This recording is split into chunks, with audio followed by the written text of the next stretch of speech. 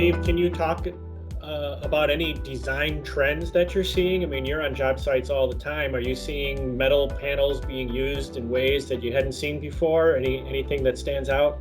We saw a really cool job in Louisiana, and you have pictures of this. And I think the design trend for using metal wall panels horizontally is pretty cool. Well, this architect took it up to the next playing field. Instead of doing them horizontal, he did them in a diamond shape. You remember that picture?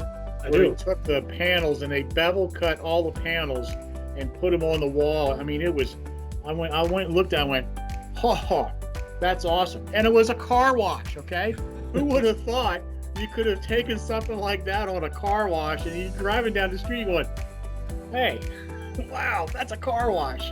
It's the old saying, you don't have to reinvent the wheel. You just have to be 10% marginally better. And pow, wow, what a job that was.